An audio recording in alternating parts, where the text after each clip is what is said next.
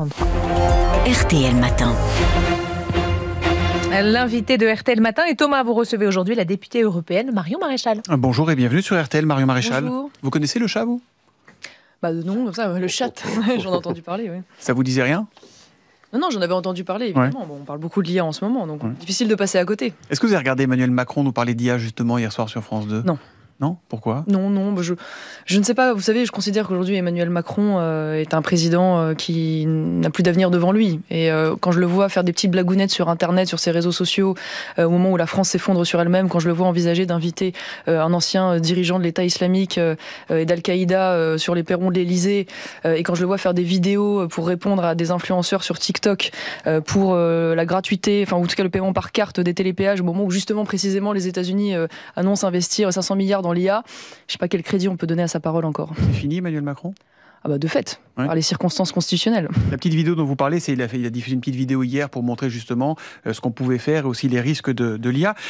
Vous êtes quand même un peu paradoxal parce que quand c'est Elon Musk ou Donald Trump qui fait ça, vous trouvez ça génial d'être un peu disruptif, et quand c'est Emmanuel Macron, paf, vous dites c'est la honte. Ah non, je trouve qu'Emmanuel Macron, dans sa communication, est ridicule. Voilà. Enfin, pour ceux qui auront vu cette vidéo, Ouais. vous aurez l'occasion de constater qu'il, me semble-t-il, abîme la fonction présidentielle. Par ailleurs, en ce qui concerne Donald Trump et Elon Musk, de deux choses l'une. Moi, je considère qu'aujourd'hui, j'ai un certain nombre d'affinités idéologiques avec aujourd'hui ce gouvernement américain. Bon, ça vous aura pas échappé sur les questions de restriction de l'immigration, sur la question de lutte contre le wokisme, par exemple, sur la question de lutte contre les trafiquants de drogue. Ça ne veut pas dire pour autant que je partage l'intégralité de ce qui est aujourd'hui défendu par des Américains au service des Américains, parce et que que je n'ai pas conscience que nos intérêts ne sont pas toujours convergents, notamment sur les questions économiques et commerciales. Vous c'est qui évident. êtes patriote et nationaliste, Donald Trump, il rêve qu'une chose, c'est d'écraser les autres, à commencer par les Européens. On parlait à 7h30 des droits de douane, 25% sur l'aluminium et 25% sur l'acier. Ça va nous faire du mal, ça. Eh bien, Donald Trump, il défend les intérêts américains et l'emploi local et l'industrie locale. On ne doit pas reprocher à Donald Trump de défendre les intérêts de son pays. Ce qu'on doit reprocher, c'est aux dirigeants européens précisément de ne pas défendre les nôtres. Et pourquoi nous sommes si angoissés à l'idée d'avoir à mener cette guerre commerciale et angoissés à l'idée de ce rapport de force? C'est parce que c'est vrai que nous avons des boulets aux pieds et que nous organisons finalement notre manque de compétitivité par des normes extrêmement nombreuses et coûteuses, par une fiscalité en France extrêmement lourde, par des contraintes diverses et variées, notamment sur les questions énergétiques, avec un système européen du prix de l'énergie qui se fait en notre défaveur. Et tout ça fait qu'en effet, nous sommes aujourd'hui très affaiblis dans le cadre de ce rapport de force. Mais à nous d'en tirer les conséquences. Nous sommes dos au mur. Précisément, utilisons cette aubaine de l'arrivée de Donald Trump pour renouer avec la puissance et l'indépendance. Vous parlez de fiscalité. Il aurait fallu censurer le gouvernement Bayrou ou pas, selon vous ? Il aurait fallu le faire tomber, ce gouvernement ?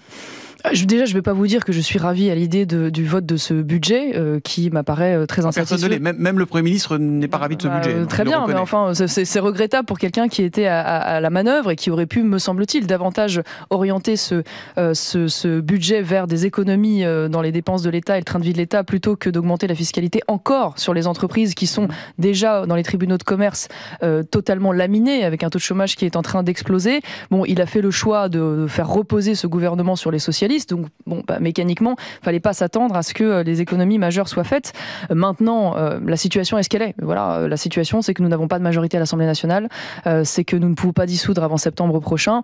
Donc, nous avons intérêt, en tout cas à court terme, à une relative stabilité, même si évidemment ça ne nous empêche pas d'être résolument hostile au budget tel qu'il a été voté. Marion Maréchal, droit du sol, fin de vie, retraite, financement du système social, scrutin proportionnel. Depuis quelques jours, c'est un peu le concours l'épine du référendum, puisqu'Emmanuel Macron semble décider à utiliser cette arme pour consulter les Français. Et vous, quelles questions aimeriez-vous que le chef de l'État leur pose ? De nombreuses, mais j'ai envie de vous dire que, avant de vous répondre en détail, qu'il y a, selon moi, un sujet de fond qui devra être abordé d'ici 2027 et qui probablement ne pourra pas être traité en amont, mais qui, je crois, doit être posé, qui est aujourd'hui le fait que les Français, comme l'Assemblée nationale d'ailleurs, n'a plus la main sur la décision concernant la politique migratoire. C'est-à-dire qu'aujourd'hui, la politique migratoire dans notre pays, elle est faite par un homme, un socialiste qui s'appelle Laurent Fabius, qui est le président du Conseil constitutionnel, et qui, plus pour longtemps, et plus vraiment, mais probablement remplacé par un autre socialiste qui est Richard Ferrand. C'est un bon candidat, pour la présidence du Conseil constitutionnel. C'est un choix évidemment très politique. C'est un proche d'Emmanuel Macron qui aura, j'imagine, comme mandat premier de mettre des croche-pattes à celui qui demain obtiendra une accession à l'Élysée. Mais ce qui m'inquiète, si vous voulez, là-dedans... Il n'est pas légitime pour vous, Richard Ferrand, à ce poste? Non, je pense qu'aujourd'hui, il y a une nécessité, précisément, j'y viens, de dépolitiser le Conseil constitutionnel. C'est-à-dire qu'aujourd'hui, quand on a un Conseil constitutionnel qui explique aux Français qu'ils ne peuvent pas faire de référendum sur l'immigration, qu'ils ne peuvent pas faire de référendum sur le droit du sol, qu'ils ne peuvent pas mettre en place la préférence nationale, qui censure pas moins de 32 dispositions de la dernière loi immigration sous des prétextes objectivement et juridiquement fallacieux, on a un problème. Et donc je crois que ce vers quoi il faut s'engager, c'est une réforme constitutionnelle qui devra remettre en cause le système de composition, de nomination et de compétence du Conseil constitutionnel. Mais il faut une majorité des 2/3 du Parlement. Absolument, c'est pas possible aujourd'hui. Vous avez raison. C'est pour ça que ça doit, me semble-t-il, être lancé dans le débat aujourd'hui pour advenir demain, parce qu'il n'y aura pas de véritables changements sur les questions migratoires tant que nous n'aurons pas résolu ce problème. Or, c'est un sujet central, majeur. Le phénomène n'a jamais été aussi massif qu'aujourd'hui. Enfin, vous le savez, aujourd'hui, il n'y a jamais eu autant d'entrées, près de 500 000 par an. C'est l'équivalent de la ville de Toulouse qui rentre chaque année en France.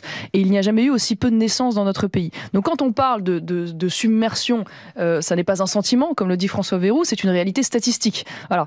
Et donc, le débat actuel sur le droit du sol, alors, est-ce qu'il sert à quelque chose ou pas? Il sert évidemment à quelque chose, d'autant plus que vous avez face à vous quelqu'un qui est pour sa suppression complète et intégrale sur l'ensemble des territoires français. Mais en tout cas, ce qui est sûr, c'est qu'il y a quelque chose de très intéressant qui s'est passé jeudi dernier à l'Assemblée nationale. Car pour la première fois, une majorité s'est constituée, allant des Républicains jusqu'à la coalition RN, Identité Liberté, qui est notre parti, et UDR d'Éric Ciotti, permettant la restriction du droit du sol à Mayotte. Et c'est une, j'ai envie de dire, et pas seulement d'ailleurs, parce qu'on a vu qu'une partie même des macronistes avait voté pour. Et à certains égards, j'en suis heureuse, puisque moi, c'est un des modèles que je défends de coalition. Celui qu'on retrouve en Italie, porté par Giorgia Meloni, qui est l'union, finalement, qui va d'une partie du centre-droit jusqu'au camp national. Et il me semble-t-il qu'on devrait s'en inspirer pour les années à venir.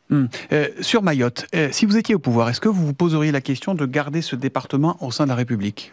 Ah non, bien sûr, c'est un département français. Il ne s'agit en aucun cas d'abandonner ce département. Il ne faut pas lâcher Mayotte. Non, bien sûr. Déjà parce que les Mahorais veulent rester français. C'est la première des choses. La deuxième chose, c'est que c'est un territoire qui aujourd'hui pourrait être stratégique pour la France, au regard de son positionnement évidemment géographique, des ressources qu'il pourrait nous apporter, notamment océaniques.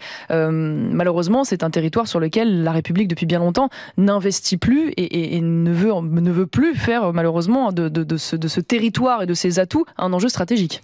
Marion Maréchal, il paraît que vous regardez vers la mairie de Paris pour l'année prochaine. Est-ce que c'est vrai? Est-ce que vous êtes potentiellement candidate à la mairie de Paris? Je pense qu'aujourd'hui, beaucoup regardent vers la mairie de Paris pour une raison simple, c'est que notre capitale, c'est une ville qui a beaucoup souffert des années Hidalgo, dont la seule perspective aujourd'hui semble être le débat sur l'installation des camps de migrants et les pistes cyclables. Donc là, vous m'avez pas répondu, mais vous commencez la campagne. Non, je suis en train de... Non, je vous réponds très simplement.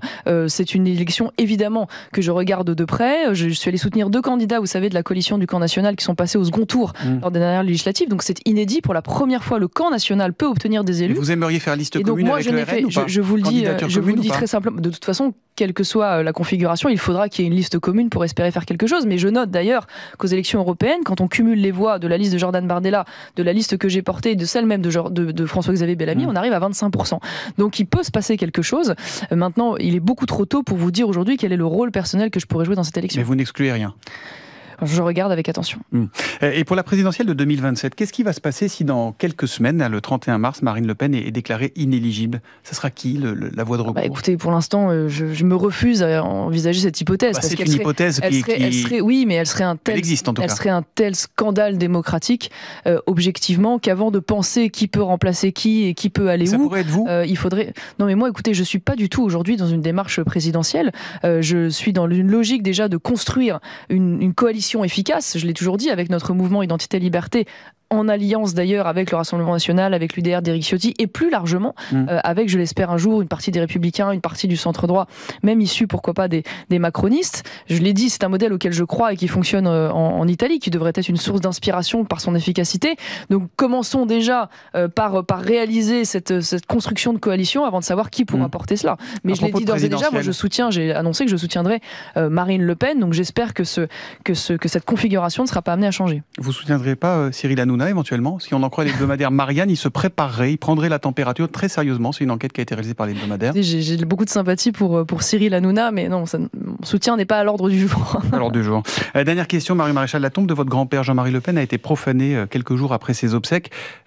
Savez-vous qui est derrière cette profanation? Est-ce que vous avez porté plainte? Oui, évidemment, une plainte a été lancée. Nous n'en savons rien, mais enfin, on imagine bien qu'il s'agit là d'un militantisme probablement d'extrême gauche, du même ordre que ceux qui s'amusaient à lancer des feux d'artifice et à boire le champagne sur la tombe fraîche, en effet, de Jean-Marie Le Pen.